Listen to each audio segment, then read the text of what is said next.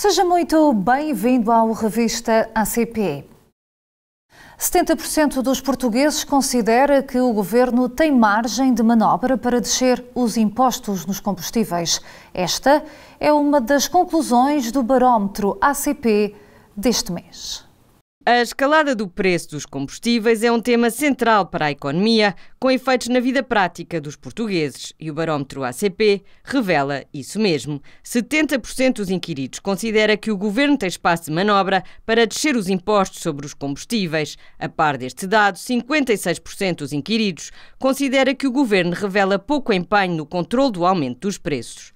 Sobre os apoios que têm sido criados para mitigar os efeitos da escalada dos preços, 87% considera que devem estar concentrados no gasóleo e na gasolina. É neste âmbito que medidas como o autovoucher revelam grande notoriedade, já que 95% dos inquiridos reconhece este apoio, mas apenas 57% revelam ter aderido. Quanto aos efeitos da guerra na Europa, os portugueses não têm dúvidas. 84% considera que Portugal fez bem em acompanhar a UE nas sanções à Rússia, mesmo que isso implique pagar combustíveis muito mais altos. Olhando para a questão da fiscalidade aplicada aos combustíveis, 86% considera que os impostos servem sobretudo para financiar o Estado. Mas a maioria dos inquiridos desconhece qual a percentagem de impostos arrecadada pelo Estado num litro de gasolina e gasóleo. O efeito da escalada do preço dos combustíveis é percepcionado por 74% dos portugueses, tendo como consequência um aumento generalizado nos bens essenciais, sobretudo o pão, carne, produtos básicos e gorduras líquidas. 22% admite mesmo já ter deixado de comprar alguns produtos. Ainda assim, para 55% dos inquiridos, a causa da subida dos preços é repartida entre o aumento dos combustíveis e o aproveitamento de quem vende os produtos. O grau de desconhecimento sobre o preço dos combustíveis em Portugal, face à realidade dos outros países da União Europeia, é enorme, com 3 em cada 4 inquiridos a formularem conceitos errados. Com a descida do imposto sobre produtos petrolíferos a ficar aquém do prometido pelo Primeiro-Ministro, Governo e petrolíferas trocam acusações sobre responsabilidades no preço final dos combustíveis. O Governo anunciou a redução do preço dos combustíveis, 14,2 cêntimos por litro no gasóleo e 15,5 cêntimos no da gasolina, devido à descida do imposto sobre produtos petrolíferos. Mas a realidade foi outra. Afinal, a redução foi de 8,7 cêntimos nos dois combustíveis. A explicação para este defraudar das expectativas concretizou-se numa troca de acusações entre governo e petrolíferas. Perante rumores de que as gasolineiras estariam a aumentar as suas margens, o governo garantiu mão pesada no caso de irregularidades, no que foi acompanhando pela ASAI. Mas apesar de ter recebido 200 denúncias, apenas foi detectada uma situação de irregularidade de preços num posto de combustível após 71 fiscalizações efetuadas. Da parte das petrolíferas, a explicação é outra.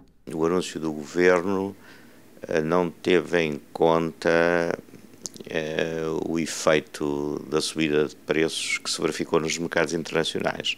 O governo anunciou o que seria a descida expectável como consequência da descida do ISP, mas não é apenas a parte fiscal que entra na formação do preço, entra também o custo do produto que é referenciado aos mercados internacionais. Aconteceu que na semana anterior, e trabalhamos sempre com a média da semana anterior, ou as indústrias trabalham com base na média da semana anterior, houve uma subida quer da gasolina, quer do gasóleo, que acompanhado de uma desvalorização do euro em relação ao dólar, deu um diferencial na ordem dos 4 cêntimos e meio por litro. Portanto, teve que se deduzir, digamos, esse montante à descida do ISP, o que fez com que as descidas que se verificaram ficaram aquém daquelas que aconteceriam se não tivesse havido subida dos preços dos mercados internacionais. A entidade reguladora dos serviços energéticos afastou as suspeitas de irregularidade por parte das petrolíferas, concluindo não existirem evidências que permitam suportar que a redução do ISP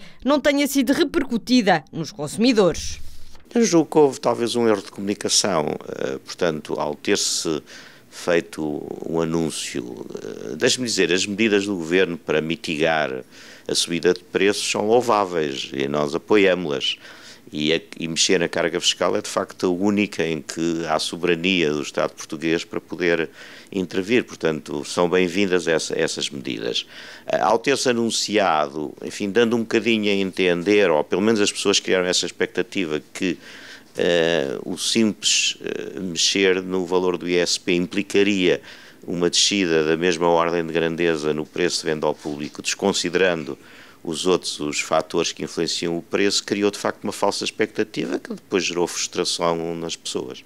O primeiro-ministro voltou a falar sobre a descida do imposto sobre produtos petrolíferos para garantir que não vai mexer na margem do lucro das gasolineiras.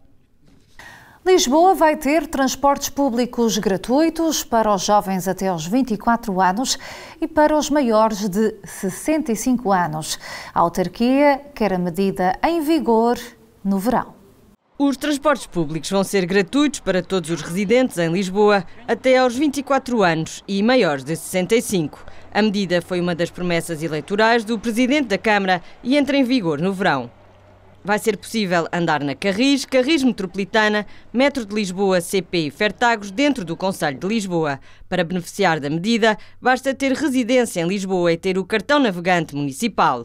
Desde novembro que estão em funcionamento as máquinas de self-service para tirar o cartão navegante, que fazem a emissão do cartão personalizado no momento. Basta ter o cartão de cidadão e um cartão bancário. As viagens para fora do concelho não estão abrangidas, pois a Câmara de Lisboa não vai comparticipar a diferença do navegante municipal para o navegante metropolitano, pelo que quem utilizar os transportes públicos em toda a área metropolitana vai continuar a pagar 30 € por mês no caso dos jovens estudantes ou 20 € por mês no caso de maiores de 65 anos. A medida vai custar 14,9 milhões de euros por ano até 2025. Até agora, apenas as crianças até aos 12 anos podiam viajar sem pagar nos transportes públicos. As 500 milhas ACP ligaram Braga a Montargil em 16 horas e muitas aventuras para as 60 equipas em prova.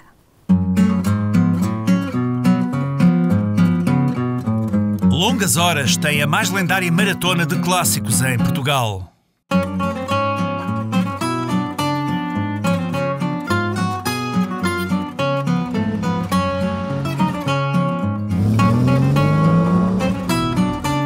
Foi de braços abertos que a cidade dos arcebispos acolheu as verificações técnicas das 500 milhas ACP, 17ª edição, com quase 60 clássicos. Feitas as verificações, o dia seguinte havia de começar bem cedo. Ainda mal se via o santuário do Bom Jesus do Monte quando o cronómetro começou a funcionar.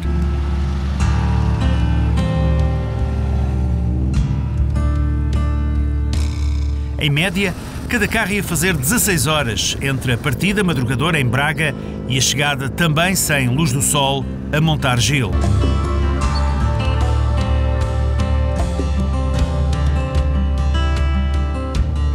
Estes são os primeiros setores cronometrados na zona do Gerês. Aqui e ali, com a atenção dividida entre a estrada, o roadbook ou o relógio, ainda houve tempo para desfrutar da paisagem. Em Vila Pouca de Aguiar, após as primeiras provas especiais de classificação e respectivas ligações, estavam cumpridos os primeiros 176 km e revelavam-se os primeiros problemas. A dupla Lopes da Silva-Carlos Figueiredo era líder, mas nem tempo tiveram para experimentar as empadas de cogumelos e o pastel de castanha do pequeno almoço. O 912, já com tanta rodagem internacional, decidiu pregar-lhes uma partida.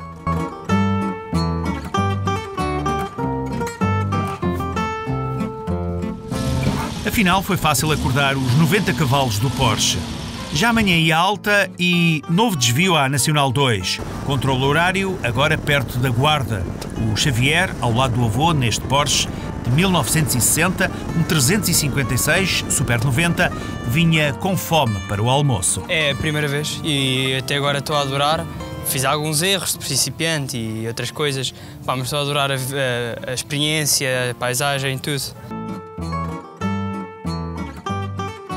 Com a tarde, confirmou-se o favoritismo do Triumph TR4, já vencedor das 500 milhas em outras ocasiões. Pai e filho, Ciara Cardoso, assumiram a liderança. Houve quem se aproximasse muito, mas nunca os conseguiram retirar da frente.